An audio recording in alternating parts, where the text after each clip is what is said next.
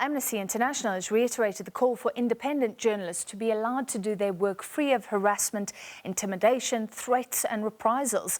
We're joined now by the communications officer at Amnesty International, Genevieve Quintal. Ms. Quintal, thank you for being with us. In your release today, you say that press in South Africa is relatively free, but still facing attacks on a daily basis. Tell us what's happening on the ground. Good evening. Yes, like we said, South African press are obviously not facing as big a threat as we see as their counterparts in other parts of the continent.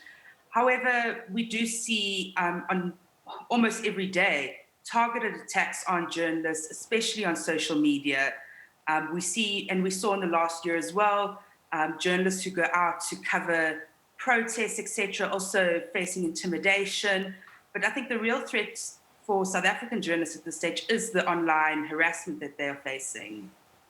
Yeah, I was going to say, has the threat changed? Because we used to worry about authorities. Then we saw the journalists assaulted covering anti-lockdown protests. Now, that was members of the community. And then online, I guess it's a free-for-all. Absolutely. You know, the threat still lies there from authorities in certain situations. But yes, on social media, I guess people feel there's a sense of anonymity. And so when they don't like what a journalist has written or what a news organization has written, they target that journalist personally. And are journalists harming themselves sometimes? I mean, we were talking about misinformation. Sometimes it's journalists themselves spreading the misinformation, not checking facts, being biased. Should we take some responsibility? I guess with a situation like that, the recourse in South Africa for anything like that is to go to the press ombudsman. If you believe that a journalist has spread fake news or misinformation or disinformation, take them to the press ombudsman. But it doesn't give someone the right to target and harass people. Yeah. Let's talk about the continent of Africa, and it's really a mixed picture, isn't it? We can't say all African countries besides South Africa are not doing well. That's not the case. Absolutely.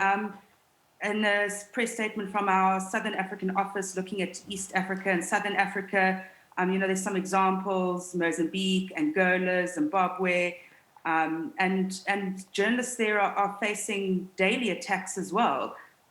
Legislation that gets put in place to try to restrict them from reporting, and at a time when we need all the information we can get as citizens, as people of the world, as we fight this pandemic. What do people do if they care about journalistic freedom? Let's look at the case of Tanzania. There was very little information on how the president died, except an official statement, but some disbelieved that. But we spoke to a journalist who said it was so hard to go beyond the government information because there was just no way to get information. We know the president himself, a COVID denialist for some time. So what do other countries do if they're watching a situation like that, or what do other people do or organizations do if they care about journalistic freedom?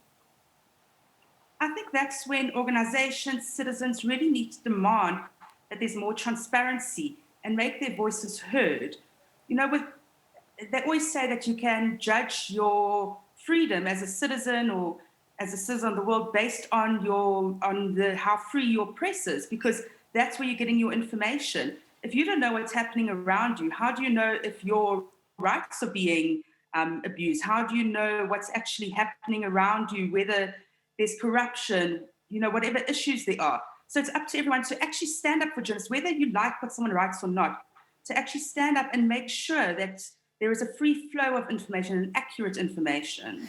Very quickly, does Amnesty International believe that COVID has been used, as it has been claimed, as sometimes an excuse to clamp down on journalistic freedom? We did our annual reports last month where we spoke about how COVID had been weaponized.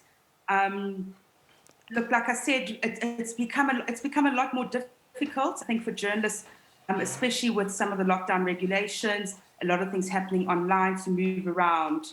But it's been a difficult year for everyone. All right, thank you for your time. Amnesty International Communications Officer Genevieve Quintal.